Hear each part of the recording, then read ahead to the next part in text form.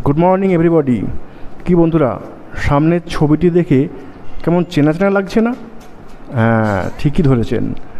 আমি এখন আছি বাঙালির অত্যন্ত প্রিয় পর্যটন স্থল দার্জিলিংয়ে।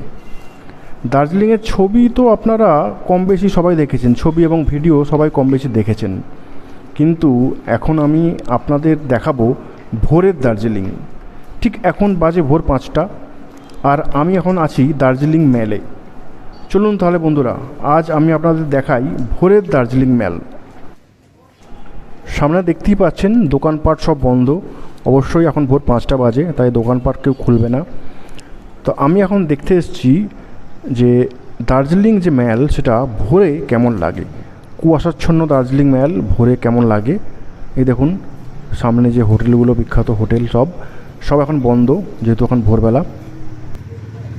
চারিদিকে ঘন কুয়াশা এবং তার মধ্যে আমি এখন হেঁটে হেঁটে যাচ্ছি। তো এইবারে আমাদের দার্জিলিং ভ্রমণটা একটু আমাদের নিরাশ করলো। তার কারণ হচ্ছে আমরা এখন দুদিন হলো দার্জিলিংয়ে আছি, দুদিনই পুরো আকাশ মেঘাচ্ছন্ন, কাঞ্চনজঙ্ঘাকে দেখতেই পেলাম না। দেখা যাক আজকে আমাদের ভাগ্যদেবী প্রসন্ন হয় কি না, আজকে যদি কাঞ্চনজঙ্ঘা দেখা যায়। সেই জন্যই আমি আজকে অতি ভোরে এসেছি দার্জিলিং মেল। এই দেখুন সামনে দার্জিলিং মেল, সবাই মর্নিং ওয়াক করছে, কেউ ছবি তুলছে, কেউ ঘুরে বেড়াচ্ছে। সুন্দর লাগছে কিন্তু পরিবেশটা। আরও সকালে আসতে পারলে ভালো হতো। যাকে আমি তো এসেছি এখন, মোটামুটি সূর্য এখনও ওঠেনি, চারিদিকে অন্ধকার, মেঘাচ্ছন্ন, মেঘ কুয়াশা, কিন্তু সূর্যের দেখা নেই। আর সূর্য না উঠলে কিন্তু কাঞ্চনজঙ্ঘা আপনাদের দেখাতে পারবো না। দার্জিলিং মেল থেকে যে সুন্দর কাঞ্চনজঙ্ঘার ভিউ দেখা যায় সেটা আপনাদের দেখাতে পারবো না। যা কি আর করা যাবে, যা থাকে কপালে। ভোরের দার্জিলিং মেল দেখতে থাকুন আপনারা। সামনে দেখতে পাচ্ছেন অক্সফোর্ড বুক স্টল, সেই বিখ্যাত অক্সফোর্ড বুক স্টল দার্জিলিংয়ের। বন্ধুরা, ঝিঝি পোকার ডাক শুনতে পাচ্ছেন? এই ঝিঝি পোকার ডাকই হয়ে গেছে আমার এই ভিডিওটির ব্যাকগ্রাউন্ড মিউজিক। কি অসাধারণ লাগছে না বন্ধুরা?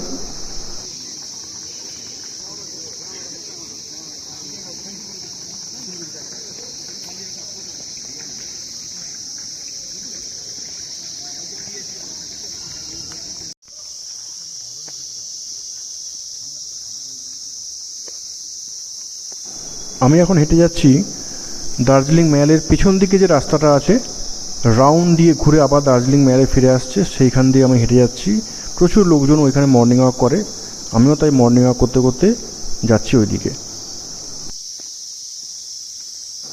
মেলের পেছন দিকের এই রাস্তাটা আমার বরাবরের খুব প্রিয় জায়গা একটা, কারণ মেলটা বেশ অনেক ভিড় থাকে, সকাল হোক বিকেল হোক। কিন্তু এই দিকে, এই দার্জিলিং মেলের যে পেছন দিকের রাস্তাটা, সবসময় দেখেছি আমি একটা নিরিবিলি পরিবেশ থাকে এবং বেশ একটা সুন্দর কুয়াশাচ্ছন্ন পরিবেশ সবসময় থাকে। আর এখন তো ভোরবেলা, এখন আরোই থাকবে কুয়াশাচ্ছন্ন, এবং আছেও তাই। চারিদিকে কুয়াশায় ঢাকা। দেখুন সূর্য ওঠার কোনো চান্স নেই, সূর্যকে দেখতে পাচ্ছি না। গতকাল সারাদিন সূর্য ওঠেনি। দেখুন এই সেই অবজারভেটরি পয়েন্ট, যেখান থেকে সামনে ওই দূরে কাঞ্চনজঙ্ঘাকে খুব ভালোভাবে দেখা যায়। যেখান থেকে কাঞ্চনজঙ্ঘা দেখার জন্য লোকজন, দেশ বিদেশের পর্যটক এইখানে এসে বসে থাকে। তাই আমিও এসেছি বসে থাকতে, কাঞ্চনজঙ্ঘা দেখব বলে। কিন্তু না, সামনে দেখুন পুরো ঘন কুয়াশাচ্ছন্ন পরিবেশ, কুয়াশাচ্ছন্ন আকাশ, মেঘে ঢেকে গেছে, কাঞ্চনজঙ্ঘার কোনো দেখার চান্স নেই। যাক, কী আর করা যাবে, সবসময় তো আর ভাগ্যদেবী প্রসন্ন হয় না, সবার ভাগ্য ভালো থাকে না। এই দেখুন ক্যাফে হাউস, সেই বিখ্যাত জায়গা যেখানে বসে সামনে কাঞ্চনজঙ্ঘা দেখা যায়। ওই দূরে কাঞ্চনজঙ্ঘা দেখার ভিউ পয়েন্ট, কিন্তু না, কাঞ্চনজঙ্ঘা আজ দেখা যাচ্ছে না। এই ছিল আজকের ভোরের দার্জিলিং মেল, ভোরের দার্জিলিং মেলের অবস্থা আমি ভিডিওতে দেখালাম। যদি এই ভিডিওটি আপনাদের ভালো লেগে থাকে আমাকে কমেন্ট করে জানাবেন কেমন লাগলো। ওকে, টাটা, গুড বাই এভরিবডি।